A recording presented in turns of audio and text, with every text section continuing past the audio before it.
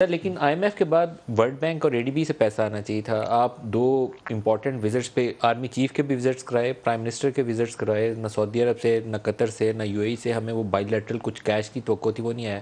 سر اگر یہ چیزیں نہیں ہوتی, اگر یہ سعودی عرب, یو اے ای اور قطر نے ہیلپ نہیں کی ہوتی تو آج آئی ایم ایف کا پروگرام پاس نہیں ہوتا. لیٹ می جسٹ سے کہ 4 ممالک نے بہت ہی کلیدی کردار ادا کیا ہے, سچی بات ہے, اور وہ اس میں چین ہے جس نے اپنا 2.5 بلین کا پہلے لون دیا اور تمام اس نے کہا کہ ہم اپنے لون جو ہے ری رول کریں گے. قطر نے 3 بلین کی انویسٹمنٹ کی ہے جس کے اندر اس نے کہا ہے کہ ہم کافی انویسٹمنٹ جو ہے وہ پاکستانی ایسٹس میں کریں گے جس سے پاکستانی ریزرو بڑھے گا. پرومس کیا ہے کی نہیں. یو اے ای نے کہا ہے کہ ہم $1 بلین کی انویسٹ کریں گے پاکستان میں کم از کم سٹاک کے اندر. گزشتہ کل بھی یو اے ای کا ایک بڑا ڈیلیگیشن آیا تھا جس سے میری ملاقات ہوئی ہے, دیگر لوگوں کی ملاقات ہوئی ہے, اور وہ بڑا سیریسلی انٹرسٹڈ ہیں پاکستان کے اندر انویسٹ کرنے کے لیے.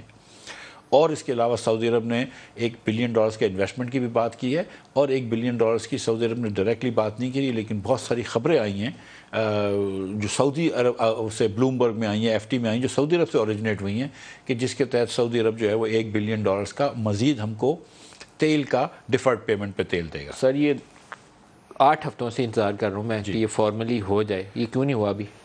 یہ فارملی ابھی تک نہیں ہوا ہے.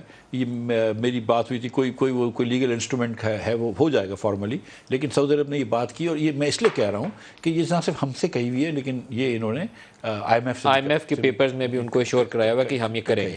سو یہ 4 ممالک جو ہیں وہ بالکل ہمارے ساتھ کھڑے ہوئے تھے.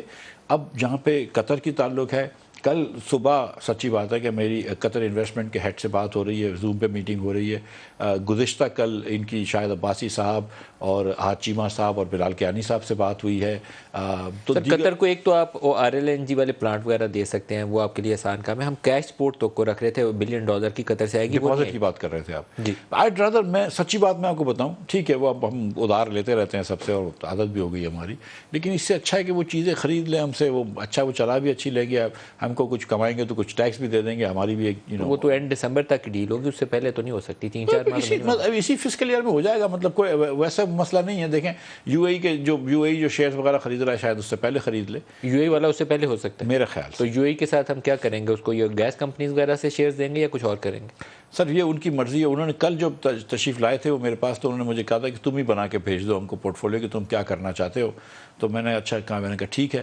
تو میں نے پرائیویٹائزیشن والوں کو کہہ دیا ہے کہ مجھے آپ وہ ایک بنا کے دیں گے خاکہ, میں ان کو بھیج دوں. ایئرپورٹس کی مینجمنٹ سٹیکس وہ یو اے ای سے بات نہیں ہو رہی, وہ قطر سے بات وہ قطر سے بات ہو رہی ہے. تو یہ بگ ڈیلز ہیں, بگ ٹکٹ آئٹمز ہیں, لیکن دے ول ٹیک ٹائم ٹو مٹیریلائز. سر اس کے علاوہ دیکھیں, اب آپ کو ایسے میں بتاؤں کہ جیسے کوئلے کا پلانٹ ہے, اب اس کو چلانے کا شاید کاسٹ $4 پر کلو واٹ ہے جو کیپیسٹی کاسٹ ہے, لیکن اب پہلے $3-4 کلو واٹ ہوتی تھی فیول کاسٹ, اب وہ کوئلے کی کاسٹ ہو گئی $8. جو ایل این جی کے پلانٹ ہیں اس کو چلانے کی کاسٹ شاید $3 یا $4 پر کلو واٹ آور, لیکن جو فیول کی کاسٹ ہے وہ $8-10 ہو گئی ہے, $12 ہو گئی ہے.